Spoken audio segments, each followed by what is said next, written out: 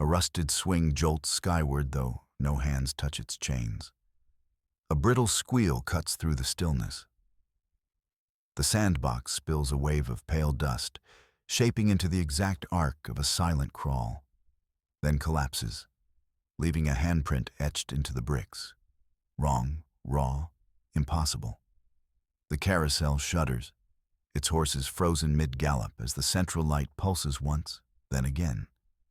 And the loudspeaker crackles with the inhale of someone pulling their breath for the first time in forever. Why now? I step through the weeds that have stitched the chain-link fence, the paint flaking in crescents where children once dragged fingers. The air clings with copper and dust from the parking lot, and a dog barks twice somewhere down the street before the sound folds back into the quiet. Mr. Harlan's deli 2 blocks over shutters its windows by 4, so his neon open now blinks like a sigh, half asleep. I trail the perimeter, letting gravel crunch underfoot, noting how the newspaper vending box leans, stubbornly holding yesterday's headlines. The playground hasn't changed much since the townsfolk stopped letting kids chase the swings. Grass mouths edge the rubber tiles, soft enough to swallow a dropped coin. Someone has written in chalk on the concrete path, a looping cursive that says, "Be kind." Rain-smudged, but unhurried. I take my time, the soles of my boots pressing imprint after imprint, measuring the silence in footsteps and watching the carousel's brass reflect a lazy sunbeam.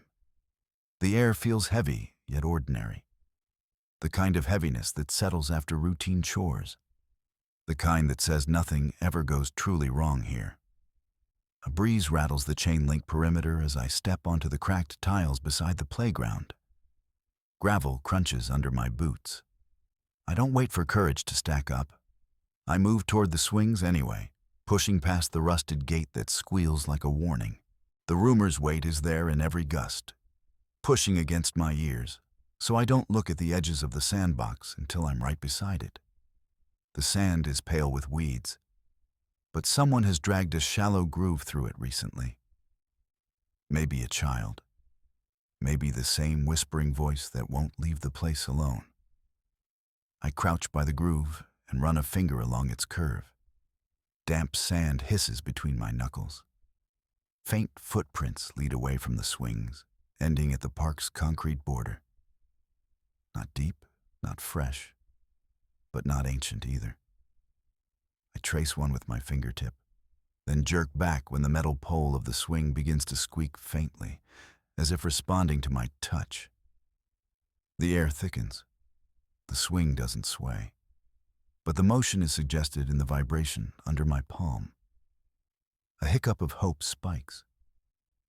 Maybe someone else is here, watching the same chain of possibility. Before I remind myself the place is supposed to be empty, my gaze drifts upward to the far end of the playground. The old merry-go-round stands half-tilted, a moonlight smear of graffiti across its frame. Something gleams at its base. A coin, a toy soldier, a cracked marble. I walk over, every step crunching louder now, like the ground is telling me to leave. The object isn't a toy. It's a half-melted candle stub, blue wax still clinging to its wick. The wick is black and bent, as though someone tried to light it and was interrupted. I lift it, and the smell of old wax curls up, hitting my nose sharp. Tiny threads of soot cling to my thumb. I could burn it here, let the flame rise and show the playground where I stand. Instead, I wedge it in my pocket, a small question to carry with me. The breeze steadies again. Somewhere beyond the fence, someone laughs. Not a full laugh, just a tremor of sound that could be a child's chuckle or a trick of the wind. I lift my head, scanning the skyline, but there's nothing. Just the park's boundary and the gray apartment blocks. The laugh never resolves into a face. It doesn't have to. It lands in my chest like a pebble and stays there. It's not a trigger so much as a reminder. The rumor's persistence is more than a story. It's a change I can feel under my skin. As the echo fades, I take one last look at the swings. The rusted chains creak again as if irritated by my departure, but the seats stay still.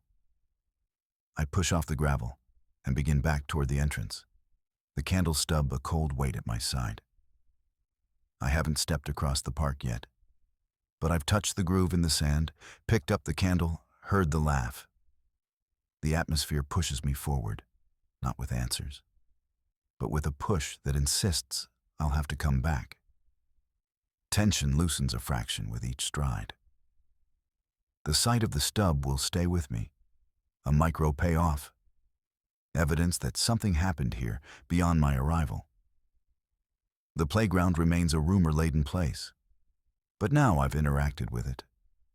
I've engaged the sand, the swing, the merry-go-round. Something small shifts. I'm not just the outsider watching from the gate. I have a tangible trace now, a low-level tether that might guide the next move. I shake grit from my palms and follow the muddy prints out of the sand pit, the grooves winding past the merry-go-round and toward the low stone pump house. Cracks lace the concrete like the fissures in the map of the town's old mill district. Rusted bolts surround a collapsed plaque that once heralded the factory's opening. Even in the blur of chatter from the main street, the pump house door creaks open to a gust of cold air and the smell of damp plaster. A woman hovers by the entrance, clutching a grocery bag to her chest as if the weight keeps her feet planted. "They ran this way," she blurts before I can ask, her voice thin but steady, pointing toward the patch of cracked tile beside the pump. Mina, Jonas, and Eli, all three vanished in the same breath of wind, right where that chimney fell. She jerks her chin toward the toppled vent shaft that leans like a broken tooth against the fence. I step inside the pump house, ducking under a pipe that drips slow beads onto the floor. The woman, Mrs. Loon, I learn, kneels beside the tile and drags her finger through the chalk circle someone carved weeks ago. Pink dust spills out and stains her knuckles. They chased a red kite.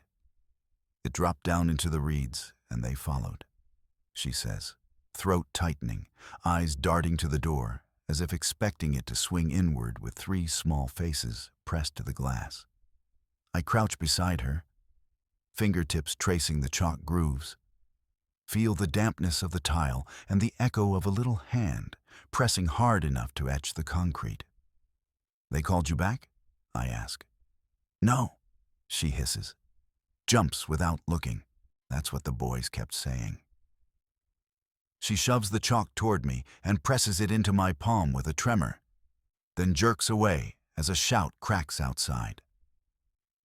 The shout belongs to the groundskeeper, a tall man with nails like claws, his shadow filling the doorway. "You're stirring ghosts," he spits, hands hovering over the wheelbarrow handles. His gaze locks on the chalk dust on my fingers, then on Mrs. Loon. "Last time folks poked there, the kids vanished quicker," he hisses. His voice climbs, the air thick with a warning that wants to make me leave. I don't move. Instead, I glance down at the corner of the pump house. The rusted hinge bars have been scraped, revealing fresh wood beneath. There, tucked under a splintered plank, a length of red ribbon flutters from a nail, twisted around a nail head as if someone shoved it there in a panic. I reach for it, but before my fingers close around the coarse fabric, he lunges forward and blocks my hand. "That's nothing," he grunts. But the ribbon slips to the floor, uncoiling onto the damp concrete. The laughter from beyond the fence, high, metallic, rises again, and his posture loosens, the tension in his shoulders cracking into a forced grin. Mrs. Loon's jaw clenches, and I tuck the ribbon into my pocket anyway. The pull of it, a quiet promise that these vanishings are not just echoes. They happened here, in this smell of damp stone, in the scrape of his boots as he turns away. Mud clings to my boots as I wedge open the gate that squeals with rust. The swings creak as if complaining, the chains frozen mid-swing by the weight of nothing and everything. I drag the spool of weathered fishing line from my satchel, knot the bright red ribbon again around the nearest chain, and anchor the other end to the bench. If this place resists, it gets measured. I tap the recorder with the heel of my hand, make sure it's running, and step back with my palms flat on the swing's cold seat. The laughter comes then. Sharp, high, layered over itself. It doesn't roll over me. It stitches through my ribs. The swing shivers without me pushing. I press down, trying to stop the motion, and the line tightens, humming like a wire stretched too far. A partition of light from the half-melted candle catches the chain, casting a thin, crooked halo. The laughter matches the swing's rhythm, slicing through every squeal of metal. And somewhere between one burst and the next, my mouth curls up despite the tremor in my knees. My fingers whiten around the chain, but I don't let go. A gust snaps through the weeds, carrying the faint smell of wet paper and something sweet that clings like the scent of a birthday cake left too long in the rain.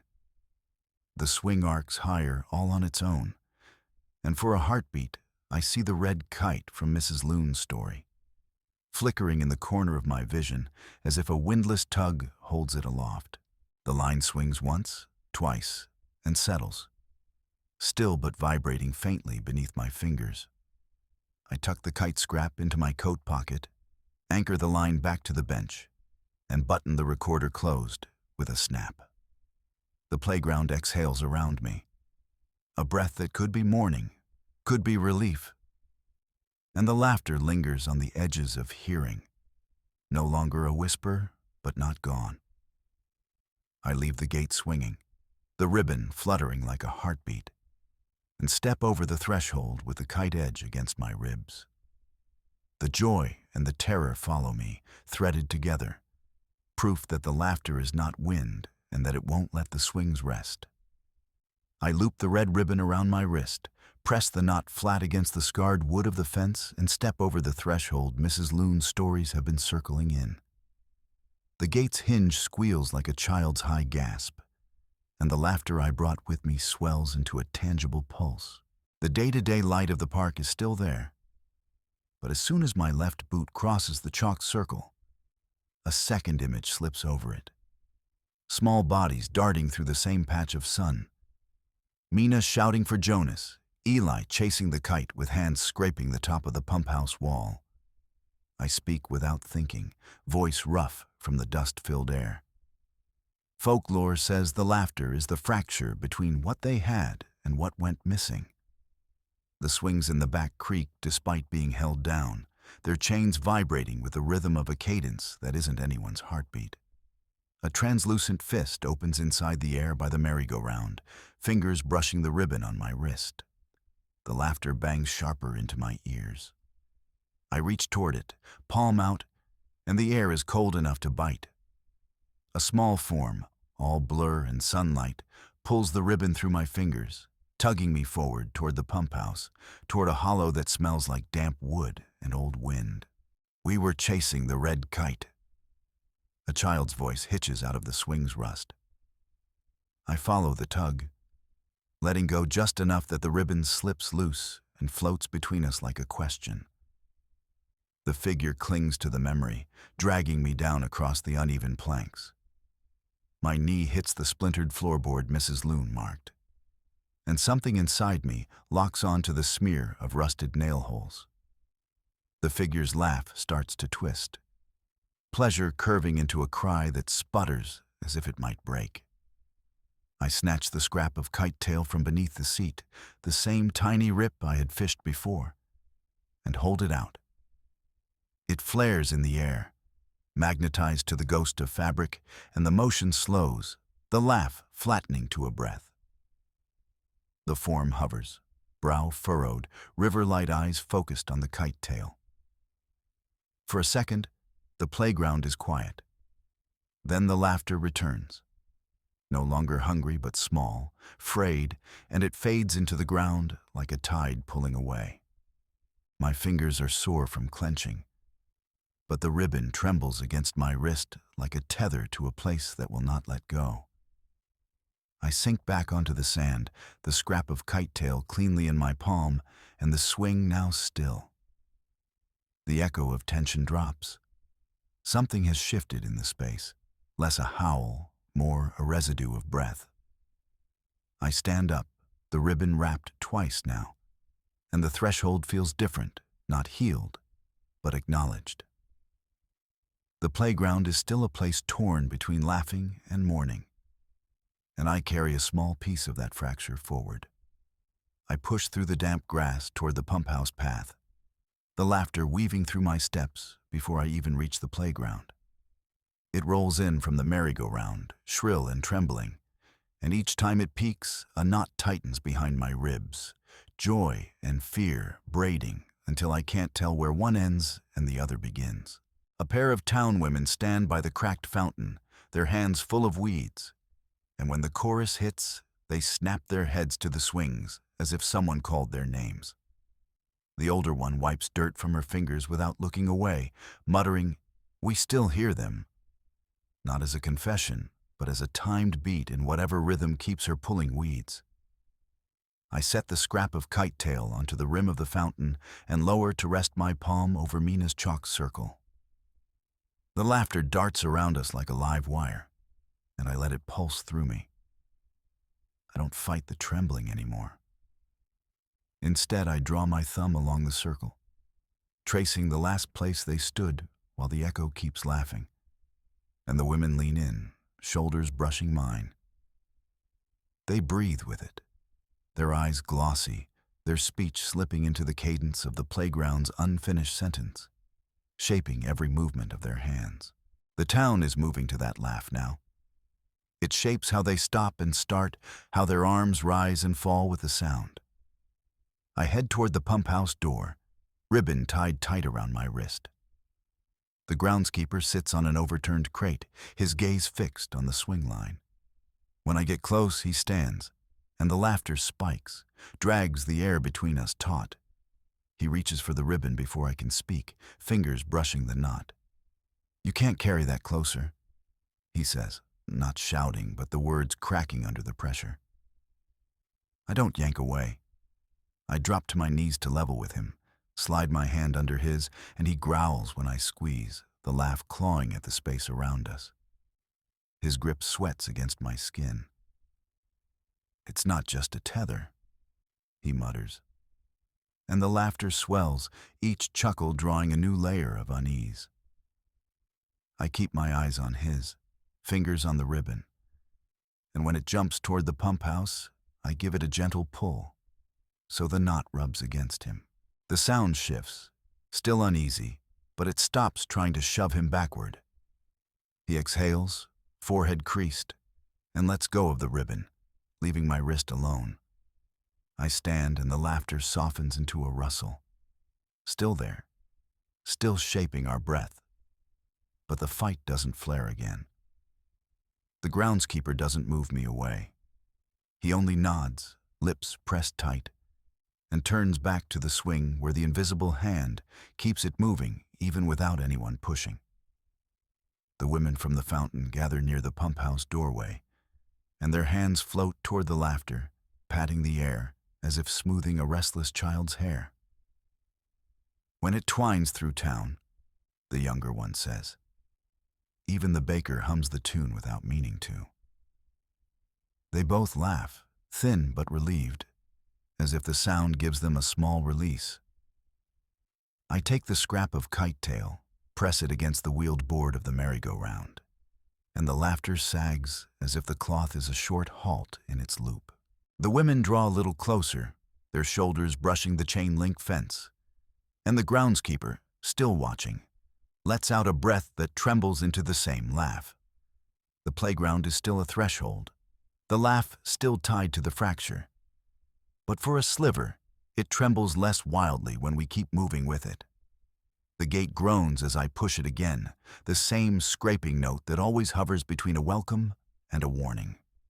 Sand spits across my shoes, and the merry-go-round spokes shimmer with the rhythm of ghost laughter. Bright, high, then a low shiver. The truth is here, all but shouting. This is a persistent liminal space, joy braided with terror, and it won't let itself fade. I walk straight to the center pole, outstretching the red ribbon from my wrist. The ribbon hums against the metal, and I wind the kite-tail scrap around the bar, knotting it tight until the fibers vibrate like a held breath. The lights of the run-down carousel flicker as the ribbon settles. A breeze chases across my skin, sharp and cold. I yank the ribbon taut, then lean back to see if the motion pulls anything else toward me. The swing next to the pole jerks, not from wind, but from something unseen, and the merry-go-round tilts as if someone small is demanding to be seated. The laughter shifts. The aggressive edge from before softens into a plea. That's the insistence. The place resists forgetting. Its insistence scours the idea of letting it rest. Again? Groundskeeper Torin's voice cuts through the fogged air. He steps into the clearing with a shovel slung over his shoulder, eyes flickering between the ribbon and my hands. He doesn't try to yank the ribbon back this time, just stands with the shovel's point grounding him. I motion toward the knot. It's steady when it has a partner. He shifts his weight, then digs the shovel's blade into the dirt, not in anger, but to brace himself. "You're asking for more trouble," he spits, but his fingers loosen. The merry-go-round creaks, and a swirl of sand lifts around the pole. Tiny footprints trail through the swirl and settle in place. 3 tiny prints, more alive than dust. They glow faintly blue, each step pressing a chant into the ground without sound. I kneel, brushing my palm over them. The names that don't exist yet refuse erasure. The playground wrenches them to the surface, refusing the silence Torin wants. A translucent figure materializes beside the pole, limbs trembling like a child trying to balance. It lifts a hand toward the ribbon, fingers brushing the kite tail. The texture of the scrap ripples. The figure's mouth moves without a voice, but a fragment of memory drops into my hands. A marble, dull green with a crack that looks like a tiny sun.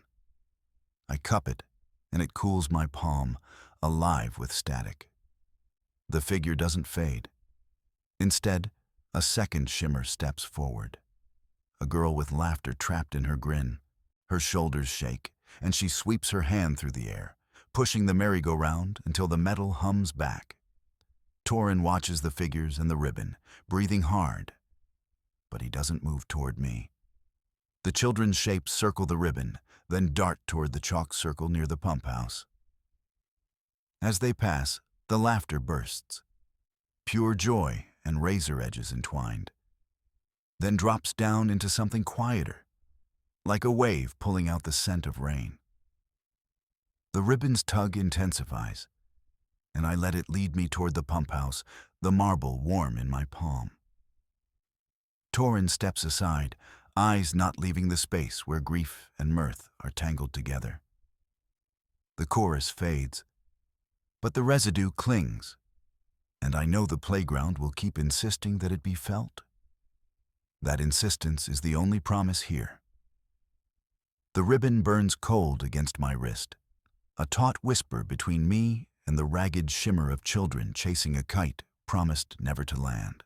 The chalk circle holds them, a crater of dust and silence that will never fill. And their laughter goes on, looping through the biggest swings and the dead merry-go-round. The groundskeeper retreats, hands shaking, because the tether will not loosen now. The town's women pivot their mornings to its pace, and the small blueprints vanish into grass that will remember where they landed. A translucent palm lifts the cracked marble high, then lets it fall. And the sound it makes is the only answer the pump house will ever know. The playground dozes beneath a sky that never forgets, keeping its vanished voices alive so the town can never heal past the knowing.